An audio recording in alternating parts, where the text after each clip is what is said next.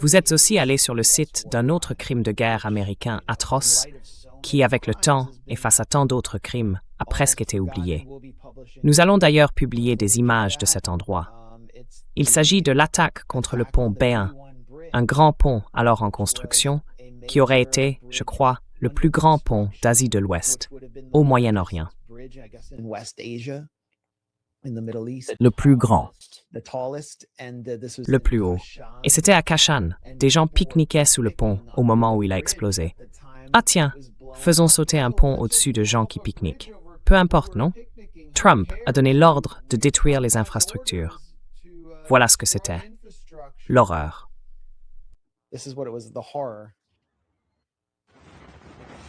C'était ça l'horreur, oui.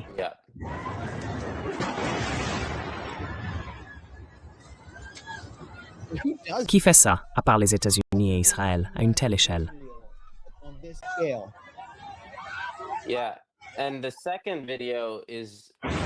Oui.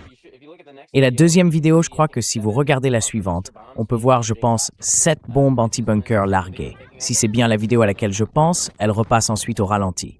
Oui, voilà. Donc on peut les compter. 1, 2, 3, 4. Pas fini. En voilà d'autres. 5, 6, 7. 10 bombes anti-bunker larguées lors d'une frappe en double salve sur le pont B1, le jour de la nature. C'est pour ça que le 13e jour de Nowruz, en Iran, considéré comme le jour de la nature. C'est une journée où les Iraniens sortent en famille. Et comme vous l'avez vu, ils montent des tentes pour être à l'abri s'il pleut, ou simplement pour manger tranquillement sous un petit abri.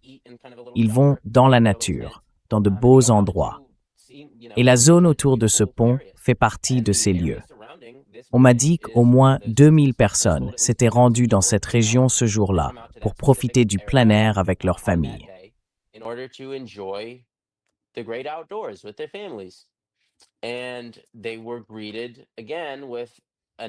Et ils ont de nouveau été accueillis par une autre série de frappes de missiles massives menées par les États-Unis.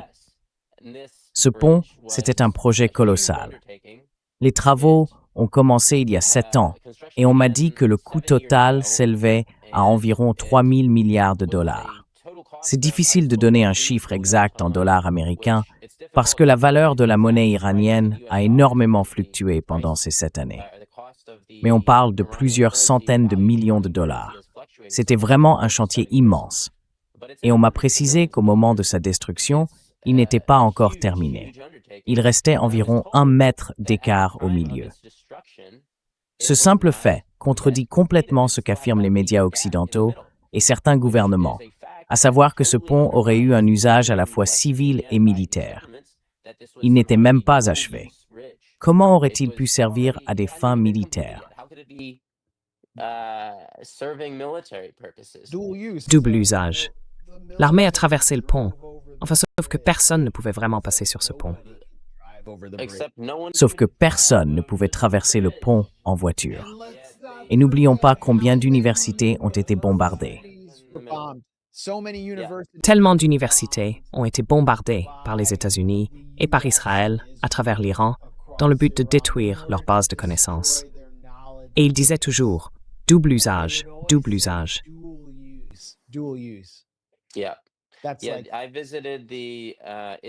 Oui, j'ai visité l'université de technologie d'Ispahan, où parce qu'elle avait un laboratoire d'intelligence artificielle, on a estimé que c'était un site à double usage, donc une cible justifiable.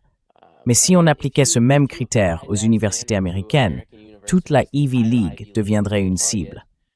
Si on appliquait ce critère à l'école de la ville où j'ai grandi, à Blacksburg en Virginie, Virginia Tech, qui a un énorme programme de drones, juste à côté de l'usine d'armement de Radford, qui participe à la fabrication des accélérants utilisés dans pratiquement toutes ces roquettes qu'on voit tomber sur des civils iraniens.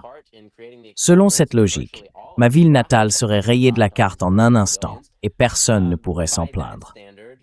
Évidemment, c'est la dernière chose que je voudrais voir arriver.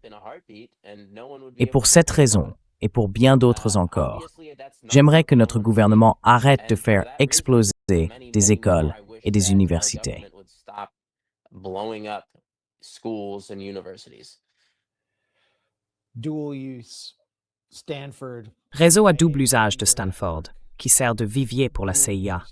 Même chose pour l'université George Washington, juste en face du département d'État. Et Harvard aussi, à double usage, qui a fait de Jake Sullivan, qu'on appelle Jake le génocidaire, un boursier Henry Kissinger. On pourrait aussi dire que toutes ces écoles sont à mauvais usage, sans doute à cause de leur culture. Mais les Américains deviendraient fous si une armée étrangère bombardait leurs universités. C'est pourtant ce qui se passe. Ce serait impardonnable. Et vous savez, si quelqu'un nous faisait Manab, vous imaginez, on passerait les 10 prochaines années, guerre nucléaire, tout de suite, et les 100 années suivantes à éliminer la moindre personne ayant le moindre lien avec ça.